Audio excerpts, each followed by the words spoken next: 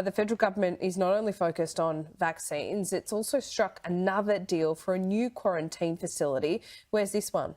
Well, this one's in Western Australia, so it's set to be built in Perth's south. Now, it will be funded by the federal government, $200 million site at 1,000 beds. So this is on top of the one we've seen in Victoria, which is currently underway. It too will be 1,000 beds, though can be extended to 3,000 if they'd like to do that. Although it's hoped that one will be up and running by the end of the year. What a load of shit. I reckon what the fuck? Do not come into the fucking city. Whatever the fuck anyone does. What the fuck? There's no cars on this side and there's fucking... Oh, that's fucked.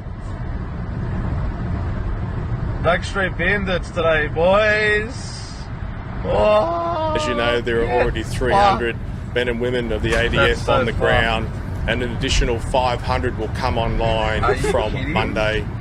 During the week, the Police Minister and I approached the Premier about some enhancements to the health order, and most of those were requests that came from the field, the police in the field, who were having difficulties getting compliance from some members of the community. The movement, particularly in Greater Sydney, was way too high from our perspective in terms of what we were trying to achieve.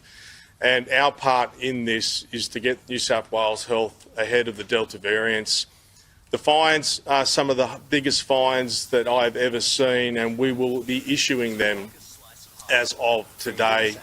So can I say to the members of the community out there is that you may think that leaving your LGA to train is okay, but it's not. You've got a 5K limit now from your house in Greater Metro Sydney. We will be enforcing that.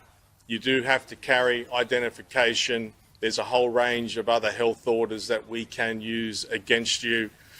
The permit system is essential in terms of protecting regional New South Wales.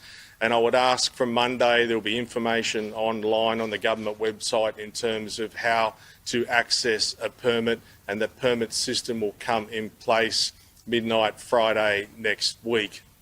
I think it's important that those people who have been getting around the orders, taking family vacations to other premises, that is over.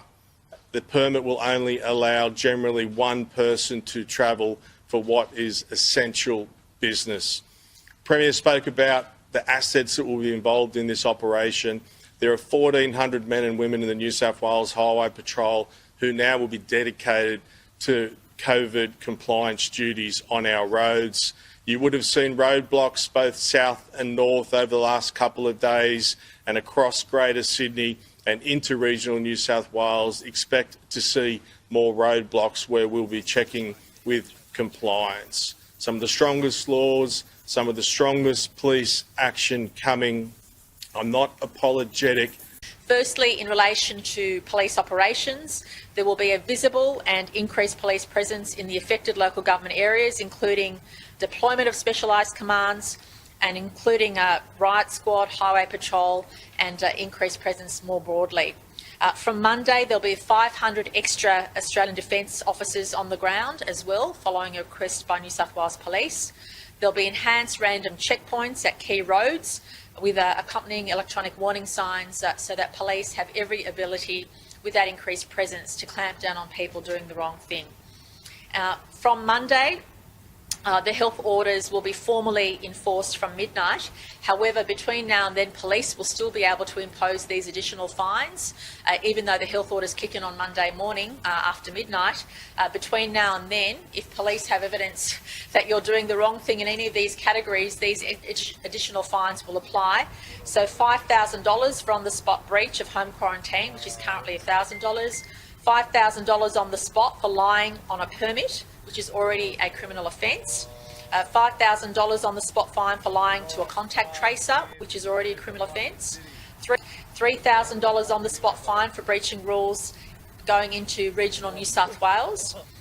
In Greater Sydney and other lockdown areas, but not the local government areas of concern, the 10-kilometre rule will come down to 5 kilometres. So you can obviously do activity within your local government area, but instead of 10 kilometres from your home, it will be 5 kilometres from your home, and that's for all of Greater Sydney.